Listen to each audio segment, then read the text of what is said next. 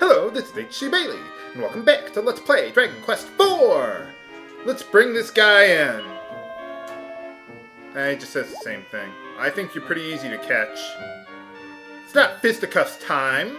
It's boss time! Yeah! You don't look anything like your sprite. Well, anyway, strategy for this guy, Kabuff, get sap going. This is pretty much going to be my strategy for fighting bosses for most of the remainder of the game, pretty much. Now, Kirk Buzzer is going to be faster than you pretty much every round, even... use Frizzle against him. Even with the Meteorite Bracer, he's usually going to go first. Well, I got lucky that time, but he just has really high agility. He's a monk, but he has spells for some reason. He's a thief. Well, anyway, you want to use Frizzle on him next, because he can use buffs, obviously Crackle. I used Sap because he follows a fixed AI script, so he'll always use that in the third round. So I just used Sap in advance. We gotta get Fizzle on him. Okay, there we go. And now we're pretty much invulnerable for the remainder of the battle. We got double Kabuff, we got Sap on him, we got Fizzle on him, and that's pretty much it. He can only use physical attacks. He's not even going to attempt to use a spell and fail. So, but yeah, you see? Not too much damage he can do to us. Alright, got him. Unfortunately, our reserves will not be able to take advantage of this experience. They won't get any of that, so oh well. I'm going to try and get my reserves some more experience too, but pretty much when it comes... Ooh, we learned Safe Passage. That's like Step Guard, or Steel Guard! What was I saying? Oh yeah, I'm going to try and balance out the experience between the party members, but if I'm going to fight a boss, I'm going to bring the characters that I want. So I'm not going to force using certain party members just to keep their levels balanced, but alright, they believed us immediately. Well, they were kind of spying on us, but yeah. Let's get out of here and get our reward for bringing him in. But yeah, pretty much as far as levels go, I wouldn't worry about like reserve party members falling a little behind, especially at this point in the game, because really, now that we got liquid metal slimes to gain experience from, whatever you get from one dungeon and a boss is going to be relatively negligible to that. I mean, the equivalent of like one liquid metal slime. So really, even if they're behind by a couple levels, I'm not extraordinarily worried about it. So, although I do like using all the party members, with exception to Tarneka, which is why I threw him in jail there. Do not pass go. Do not collect $200. But anyway, for catching the criminal, we get the ultimate key in the game. It can open any door, including jail doors. That was the, what was it, the jailer's key in Dragon Warrior 2? I think that was what it was called. And it's been so long since I've played that one. Oh yeah, I was kind of there before. Didn't talk to anyone there, but maybe we should check it out. Or maybe we should go through a scavenger hunt with our new ultimate key. What do you think? Yeah. Oh, wait. I should rest up at the end. But yeah. Every time you get a new key, you always should go around the world and, well, open doors that you couldn't open before. And there's some really good stuff that we can get there. I kind of like how they do that with this game. Oh, well... I had faith in me. I guess you'll be host. But yeah, I like how they have you go back to old towns where they had, like, doors that you couldn't open up before. Like these ones. Guess what's in here? The Zenithian Shield. Alright.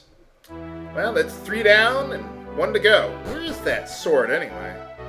I wouldn't worry about it. I don't think we'll need it to take down the Lord of the Underworld. We can do it without the sword. What do you mean by that? What, you liked locking people up and then having your way with them? What's wrong with you? Well, anyway, Tarneka's back. I kind of want him back, though, because his whistle command or spell is useful for level grinding. So, okay, fair enough. 3 rooms. Oh, yeah, remember that third one behind the staircase? That's the one he's talking about. Oh, thanks a lot. Okay, so let's go put that ultimate key to use and equip the Zenithian shield. Look at that defense boost. The nice thing about it is that it reduces breath damage by 30, whereas the dragon shield only does it by 25, but still, that's pretty good.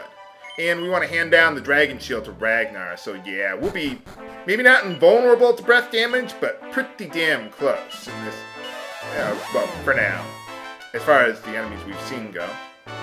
So let's start from the beginning. Remember there was a jail area behind the church? Well, let's go check it out now. We're just gonna raid your treasure. Thanks. I mean, I am the hero of the world. Prayer ring. I might want to use it. I'll probably just sell it, though. But anyway, in that chest we get mini medal number 30. Alright. Just trying to think, do I want to use that prayer ring at all? Yeah, I'll probably hold on to it.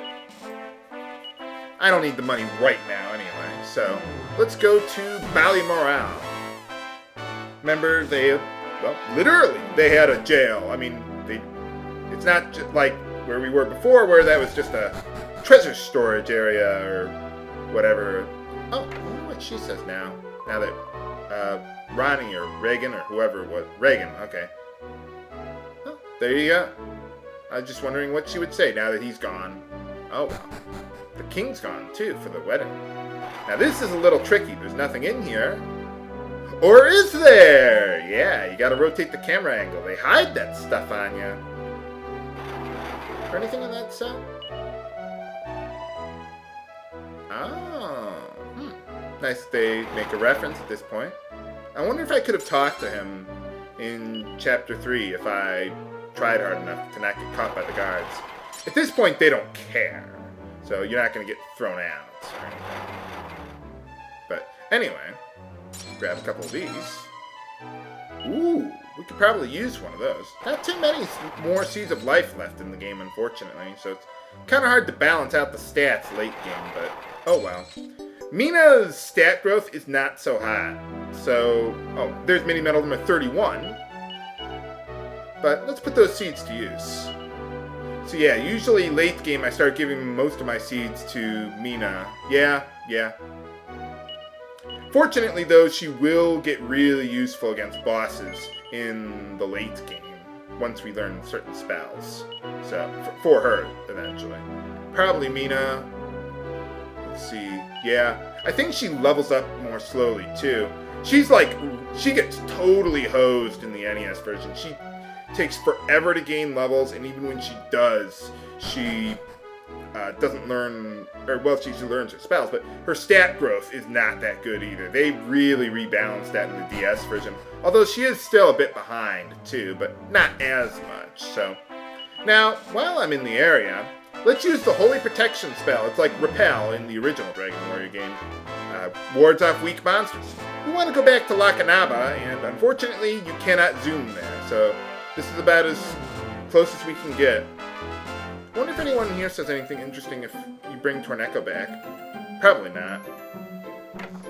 I don't know. For the most part, I don't... Oh yeah, if you talk to this guy, he sells the normal stuff, but not the cautery sword.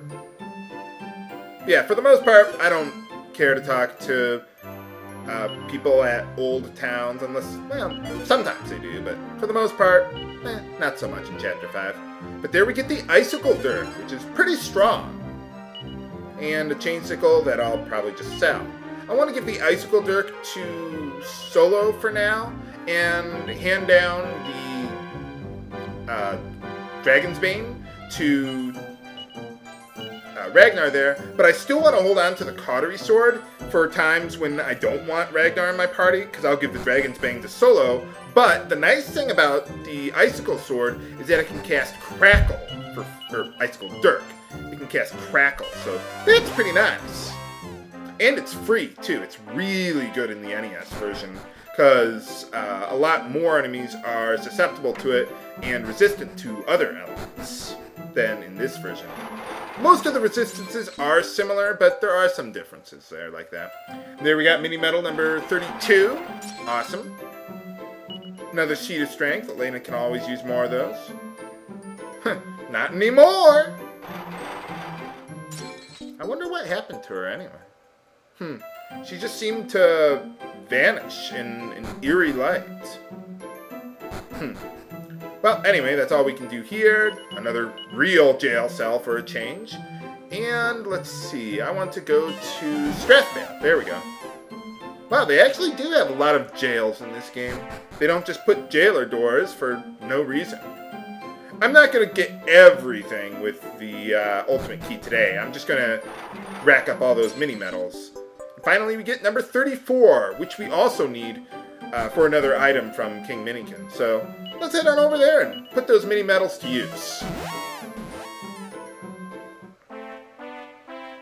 They don't really look like medals to me. They look more like coins.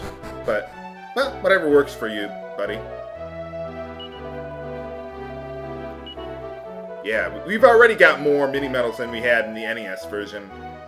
But for 30 of them, we get the Staff of Divine Wrath, which can cast the Swoosh spell, which is the second level elemental spell for that. And a Kerplunk Bracer, which if you die, it'll cast Kerplunk. Let's see, I think that's if you die, everyone else will get revived. But the next one, at 38, we can get the Miracle Sword, and that's amazing. But can the ultimate key lead to the power of the T-1000? Find out next time on Let's Play Dragon Quest IV! This is H.C. Bailey, signing off. Have a good day.